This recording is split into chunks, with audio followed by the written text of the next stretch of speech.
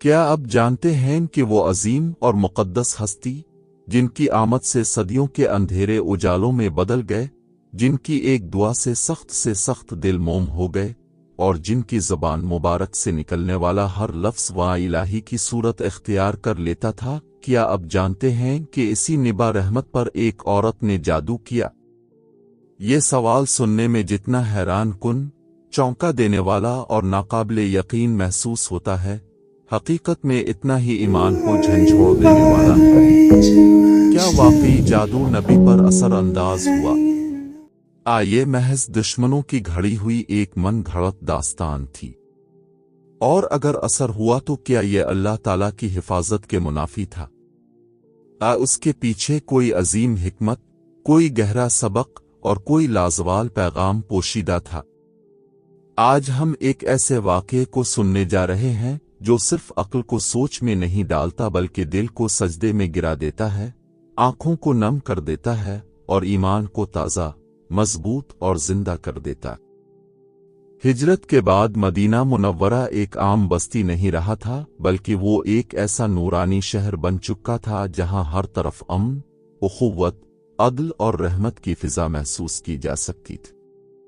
یہ وہ بابرکت سرزمین تھی جہاں رسول اللہ محض ایک نبی کی حیثیت سے موجود نہیں تھے، بلکہ ایک شفیق باپ، ایک مہربان شوہر، ایک منصف قاضی، ایک دانا معلم اور ایک کامل رہبر کی صورت میں لوگوں کے دلوں پر حکمرانی کر رہے تھے۔ اسلام تیزی سے پھیل رہا تھا، دلوں کے بند دروازے کھل رہے تھے، اور حق کی روشنی اس شدت سے چمک رہی تھی کہ باطل کی آنکھیں چندھیا رہی تھیں۔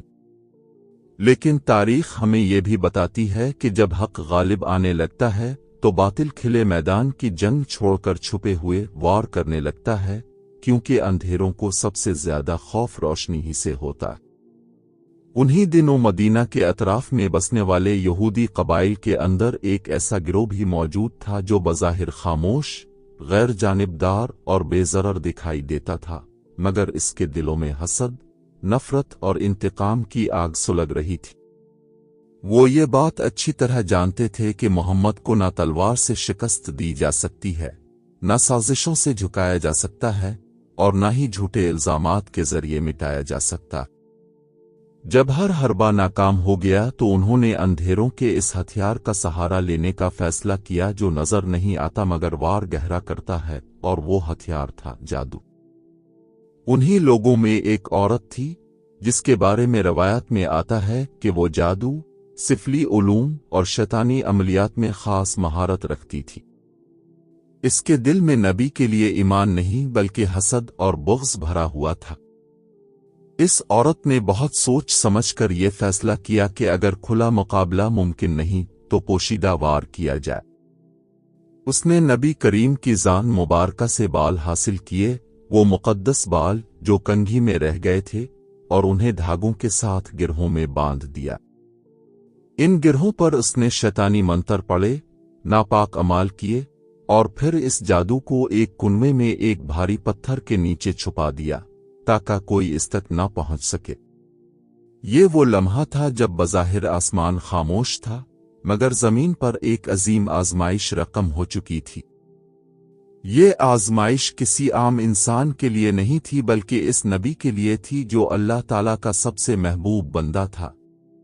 مگر یاد رکھے کہ یہ آزمائش نبی کی شان گھٹانے کے لیے نہیں بلکہ الفامت کو یہ سکھانے کے لیے تھی کہ تکلیف آئے تو صبر کیسے کیا جاتا ہے، آزمائش آئے تو توکل کس پر کیا جاتا ہے، اور نجات کا دروازہ کہاں سے کھلتا ہے، تاکہ قیامت تک آنے والی الفامت یہ جان لے کہ قرآن صرف پڑھنے کی کتاب نہیں بلکہ شفا، حفاظت اور رحمت کا سب سے بڑا ذریعہ ہے۔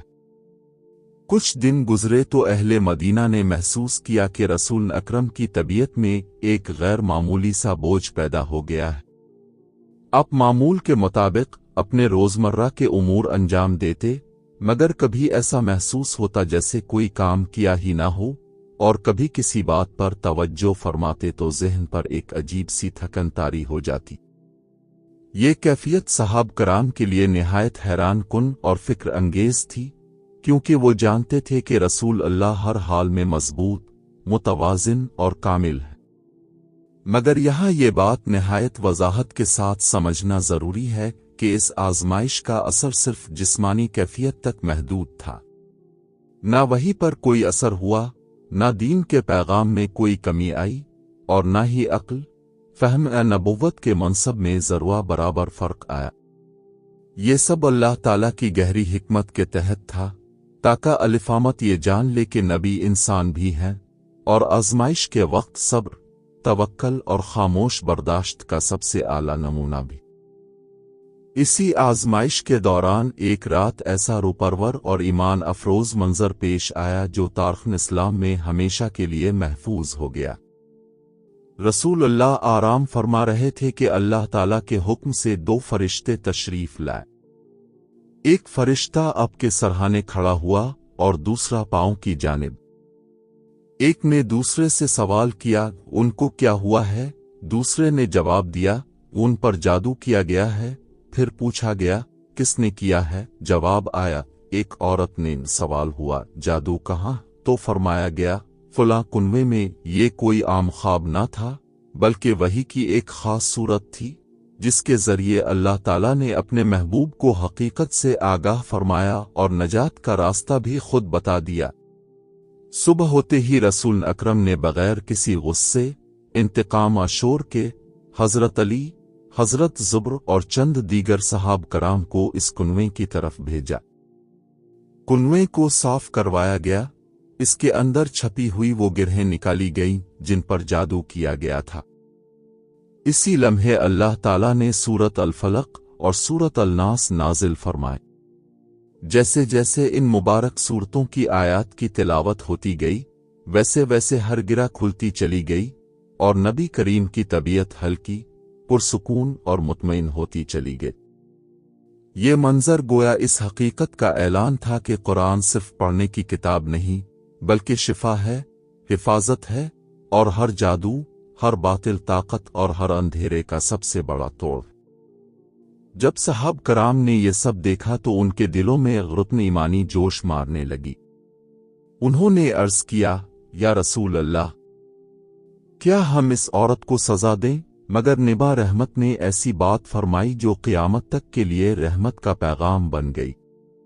اپنے فرمایا، نہیں، اللہ نے مجھے شفا دے دی ہے، اور میں لوگوں میں فساد پھیلانا نہیں چاہتا۔ یہ وہ لمحہ تھا جب محمد صرف نبی ہی نہیں بلکہ عملی طور پر رحمت للعالمین بن کر دنیا کے سامنے جلوہ گر ہوئے، جنہوں نے بدلہ لینے کے بجائے معاف کرنا سکھایا اور نفرت کے مقابلے میں محبت کا چراغ جلایا۔ یہ عظیم واقعہ ہمیں نہایت گہرے اور زندگی بدل دینے والے اسباق عطا کرتا ہے۔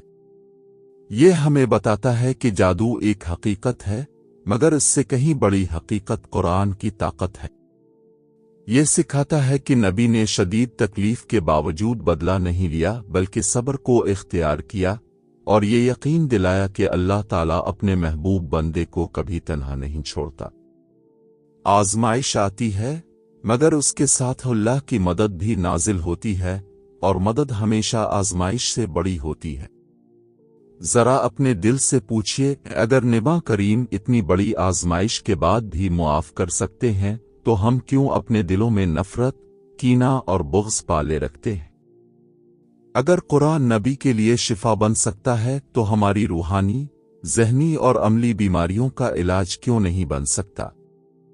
آج بھی دنیا میں ہر جادو، ہر وسوسے، ہر خوف اور ہر اندھیرے کا ایک ہی توڑ ہے، اللہ کی پناہ میں آ جانا اور محمد کی سنت کو مضبوطی سے تھام لینا۔ جو دل قرآن سے جاڑ جاتا ہے وہ کبھی اندھیروں میں نہیں بھٹکتا۔ اللہ ہمیں ہر اس چیز سے اپنی کامل حفاظت میں رکھ جو نظر تو نہیں آتی مگر دلوں کو کمزور اور زندگیوں کو بے سکون کر دیتی ہے۔ ہمیں جادو کے شر سے، حسد کی آگ سے، نظر بد کے زہر سے اور ہر اس باطل طاقت سے بچا لے جو ہمارے ایمان، سکون اور یقین پر حملہ کرتی ہے۔ یا رب، ہمیں اپنی ایسی پناہ عطا فرما کہ جس کے بعد کوئی خوف باقی نہ رہے، کوئی وسوسہ ہمارے دلوں میں جگہ نہ بنا سکے، اور کوئی اندھیرا ہماری روح کے نور کو مدھم نہ کر سکے۔ اللہ ہمارے دلوں کو قرآن مجید کے نور سے اس طرح روشن فرما کہ اس کی روشنی ہمارے خیالات، ہمارے فیصلوں اور ہمارے اعمال میں صاف جھلکنے لگے۔